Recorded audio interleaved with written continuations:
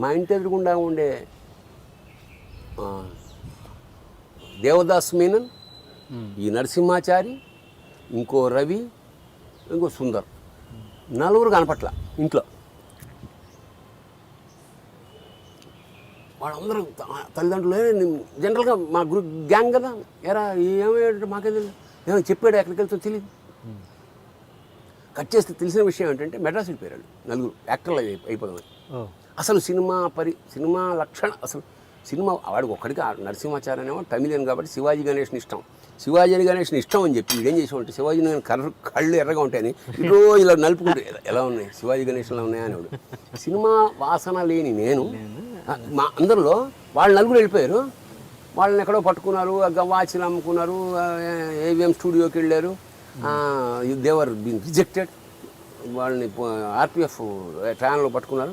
మళ్ళీ మా railway family కదా, ఆర్పిఎఫ్ వాళ్ళు పట్టుకుని 1 వీక్ తీసుకొచ్చి ముష్టిములాగా వచ్చారు. విచిత్రం ఏంటంటే వాళ్ళెవ్వరు సినిమా యాక్టర్ కాలేదు, నాకు ఏమాత్రం తెలియదు. నేను దట్ ఈస్ ద బ్యూటీ. మా గురువు గారు ఎప్పుడైతే రాళ్లపల్లి గారి పరిచయం ఆరంభమైందో నాలోని పాత సంస్కారాలు మేల్కొయినా. అంటే మాది పండిత కుటుంబం. మా నాన్న మా నన్నయ్య బాగా చదివేవాడు. ఇంటి నిండా లైబ్రరీ బుక్స్.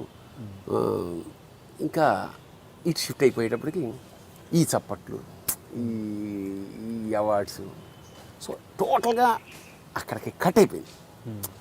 ఈ నెగిటివ్ ఎలిమెంట్స్ వాడిని కొట్టాలి, కొట్టడం కూడా జరిగింది. ఒకసారి యుద్ధంలో కూడా పాల్గొన్నాం.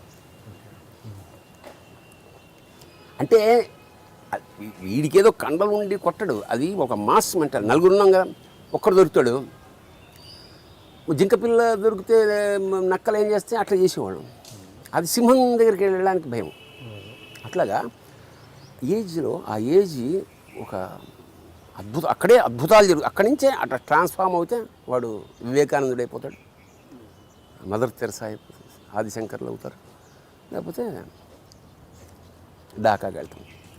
కానీ కొంతమంది నాకు వ్యూయర్స్, ఐ డ్రీమ్ వ్యూయర్స్ కావచ్చు, ఫేస్బుక్లో కావచ్చు, కొంతమంది ఏమన్నారంటే ఆయనకు తీర్చుకోవాల్సినంత రివర్స్ ఆయనకు ఇవ్వలేరు తనికెళ్ళ బర్ని గారు, అదొకటి ఉంది ఆయన మీద, ఎంతవరకు నిజము అన్నది. అంటే ఈ దశలో వేషాలు ఇప్పించడం అట్లాంటి వేషాలని కాదు, అంటే శిష్యుడు ఉన్నంతగా, అంటే ఏ ఇంటర్వ్యూలో కూడా చెప్పలేదు అన్నారు. నేను చూశాను చాలా ఇంటర్వ్యూలో మీరు చెప్పారు ఆయన గురించి, ప్రతి ఇంటర్వ్యూలో చెప్పారు. బట్ కొంతమంది ఆలిగేషన్ ఉంది, ఎందుకు ఎక్కడ ఏంటి అది దానికి ఇప్పుడు నీ భార్యకి పూలు కొని పెట్టలేదో పెట్టామో, మనం ప్రేమించుకోవడమే కదా కావాల్సింది మాకు. అది it is very personal thing. అది ఏమి ఇచ్చామేమో ఆయన చెప్పినప్పుడు, ఇప్పుడు ఆయన వచ్చి చూసావో ఇలా చేయలేదు అంటే అలిగేషన్. కానీ ఎవడో కోన్ కిస్కాగాడు అంటే ఐ లవ్ నేను ఆయన ప్రేయర్ లేకుండా ఒక ఇంటర్వ్యూ కూడా జరగలేదు. అది అంచేత అది అంటే ఇప్పుడు ఫేస్బుక్ అనే అద్భుతం వచ్చిన తర్వాత ప్రపంచం నెగిటివ్గా కనపడడం ప్రారంభించింది. మీరు సీతాదేవి మంచిది అంటే రావణుడు మంచోడు కదా నేను అన్ననా కాదు, అంతే. నువ్వు ఏదైనా పెట్టు. రాళ్లపల్లి గారు మీ అనుబంధం చెప్పండి. రాళ్లపల్లి గారు నాటకాలు వేసేటప్పుడు ఇంచుమించు వాళ్ళ ఇంట్లో ఉండేవాడిని. రాళ్లపల్లి గారు పాపం నాటకాల కోసం అప్పులు ఇరికిపోయారు. ఏ స్థాయిలో అప్పులు అంటే ఆయన నాటకం చాలా రాజసంగా ఉండేది, అది మాకు పునాది. అంటే 20 మంది ఆర్టిస్టులు ఉండేవాడు, 20 మందికి వేడి ఇడ్లీలు, 20 మందికి టిఫిన్లు, 20 రిహార్సల్స్లో 20 మందికి ట్రాన్స్పోర్టు, లేడీస్కి డైలీ ఆటోలో వెళ్ళడం, ఇలా ఏ విధంగా చేశాడు. నాటకం వేసేటప్పటికి మాకు వచ్చేది 1000 రూపాయలు, అప్పు 5000. అప్పుడు 5000 రూపాయలు అంటే ఎంత? నేను ఓ రోజు రిహార్సల్స్ని బయటకు వచ్చేటప్పటికి ఆయన ఇంట్లో నుంచి సోఫాలు పట్టుకుపోతున్నాడు. ఆర్టిస్టులే, అప్పులు ఇచ్చిన ఆర్టిస్టులు.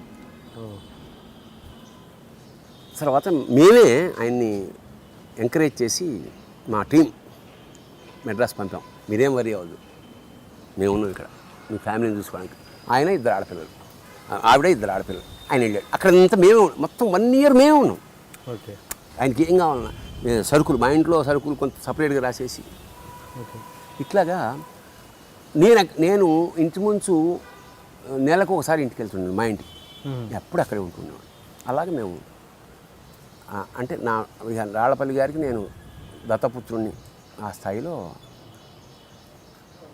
ఇంట్లో మెడ్రాస్ వెళ్ళినా కూడా నేనే మెయింటైన్ చేసాను ఇల్లు, సరుకులు అవన్నీ కొనడం, అవన్నీ లిస్టు. ఆయనకి డబ్బు సంపాదించడం తప్ప ఏం తెలియదు.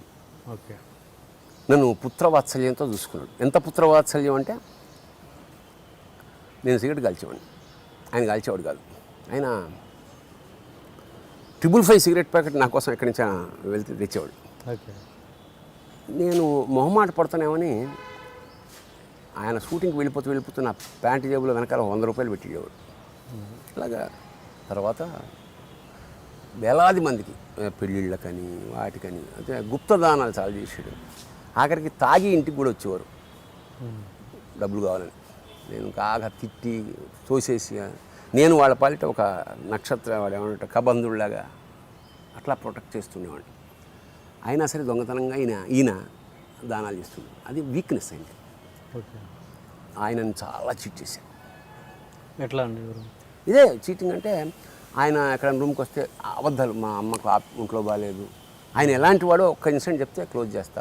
ఊటీలో షూటింగ్ జరుగుతుంది, ఈయనకు 10,000 రెమ్యునరేషన్. జూనియర్ ఆర్టిస్ట్ చలితో వణుకుతుంటే ఈయన కారు వేసుకుని తన రెమ్యునరేషన్ ముందే తీసుకుని డౌన్కి వెళ్ళి 100 షాల్వాలు కొని తీసుకొచ్చి జూనియర్ ఆర్టిస్ట్కి ఇచ్చాడు. అంత మానవతావాది. సో అది అది అది ఆ రుణం తీర్చలేంది.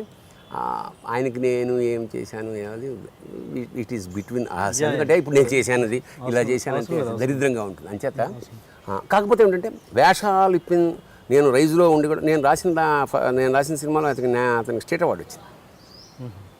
పట్నం పిల్ల పల్లెడు వచ్చినాడు, నంది అవార్డు వచ్చింది.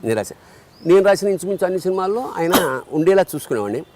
ఒక దశ తర్వాత నేను రచయితగా మానేసి నేను రాసినంతకాలం నాటకం వాళ్ళకి ఎక్కువ ఇంపార్టెన్స్ ఇస్తుండేవాడిని.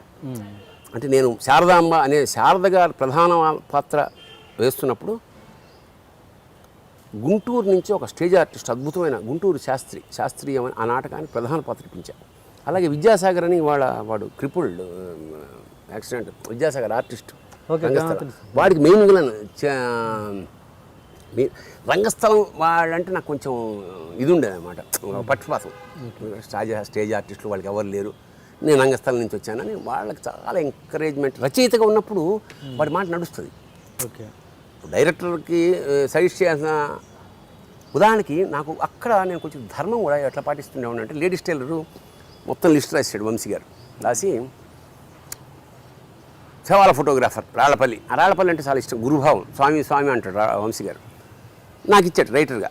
స్క్రిప్ట్ నేను కదా రాసింది, నాకు ఏ పాత్రకి ఎవరైతే కరెక్ట్ అతనికి ఒక లిస్ట్ ఉంది. నేను రాళ్లపల్లి గారి పేరు కొట్టేసి సవాల్ ఫోటోగ్రాఫర్, కోయేవాడు రాళ్లపల్లి, సవాల్ ఫోటోగ్రాఫర్ ధమ్ అని రాసి మళ్ళీ లిస్ట్ ఇచ్చా. ఆయన ఇలా చూసి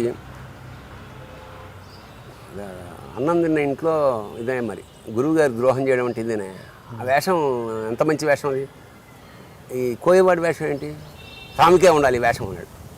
శవాల ఫోటోగ్రాఫర్ శవంలా ఉంటే ఎక్కువ కామెడీ వస్తుంది, తర్వాత మీ ఇష్టం అన్న. నిజంగా అనుకున్నట్టే పండి, అది ద్రోహం ఎట్లయితే. నాకు ఇక్కడ పాత్ర నేను రచయిత అయినప్పుడు నాకు గురువు శిష్యుడు తల్లి కాదుగా, నా పాత్ర పండిందా లేదా కథం. అలాగా ఈ విషయం ఆయన వరకు రీచ్ అయిందా రాళ్లపల్లి? అది కౌంటెడ్ ఏముంది పెద్ద, ఆయనకి ఎక్కువ పేరు వచ్చింది. ఈయనకి ఎంత పేరు వచ్చిందో ఇప్పుడు కూడా. దాసనారాయణరావు పక్కన నేను, ఎన్టీ రామారావు పక్కన నేను, ఈ వేషం కోయ వేషం ఎంత పండింది అది. అసలు కథకి మూల కారణమైన వేషం అయిపోయింది. అక్కడ నేను అవే ఆలోచించలే, పాత్రకి వీడు ఓకేనా కదా. ఇప్పుడు రాము ఫస్ట్ సినిమాలో నేను వేసా, చాలా మంచి పేరు వచ్చింది నాకు. నెక్స్ట్ సినిమాలో నాకు లేదన్నాడు, నాకు క్షణక్షణం నేను లేను. ఇప్పుడు కలిసినప్పుడు నాకు వేషం లేదని నేను ఎప్పుడు అడగలే, నీకు యాక్చువల్గా వేషం ఉంది కానీ రన్నింగ్ అది ఊరికి పరిగెడుతుంటారా, నేను రామిరెడ్డిని పెట్టి అన్నాడు. దానికి విషయం ఇప్పుడు ఒకసారి కలిసాం కాబట్టి వాడు వచ్చినట్టు వాడు ఉండి తీరాల్సి, ఆ పాత్ర ఔచిత్యము వీడు అవసరం అంతే తప్ప అన్ని సినిమాల్లో వీడుండి తీరాలి రూల్ ఏమీ లేదు, రూల్ ఉండక్కర్లేదు క్రియేటర్కి. అట్లాగా మా మధ్య అలాంటి రిలేషన్షిప్ ఉండేది. ఇవాళకి కూడా అంటే ఇవాళంటే మొన్న కూడా మా ఇంటికి వచ్చి ఫోన్ చేశాడు ఆయన. ఇక వీఆర్ వన్ అంతే. ఆ కృతజ్ఞత జీవితాంతం రాళ్లపల్లి గారి పట్ల నాకు ఉన్నది. రాళ్లపల్లి నా దృష్టిలో లివింగ్ గాడ్ ఫర్ మీ. నేను అది ఒక చిన్న ఇన్సిడెంట్ చెప్తాను. ఎప్పుడు మేము ఆయనతోటి శబరిమల వెళ్తుండేవాడు, ఆయన ముందు నడుస్తుండేవాడు, స్వామి అయ్యప్ప అని, నేను వెనకాల వెళ్తుండేవాడు. నాకు ఈయనే అయ్యప్పలా కనపడేవాడు. ఇంకా అక్కడ దాకా ఏంటి వెళ్ళేది అనే ఫీలింగ్ కలిగేది. Still I keep that feeling with me. అంటే దీన్ని చెడుగా బ్యాడ్గా మోసే వాళ్ళు చాలా మంది ఉండేవల్ల అదే ఇలా ఏది ఏది క్యారెక్టర్ ఈ క్యారెక్టర్ రాళ్లపల్లి గారికి నాకు మధ్య చెడుగా అనేది పొరపాటు కల్లో కూడా ఆయన అనుకోలేదు, నేను అనుకోలేదు. ఎవడైనా చెప్పినా కూడా వాడి మధ్యలో ఎడిట్ అయిపోతాడు, నవ్వుకుంటాం ఏమైనా ఉంటే.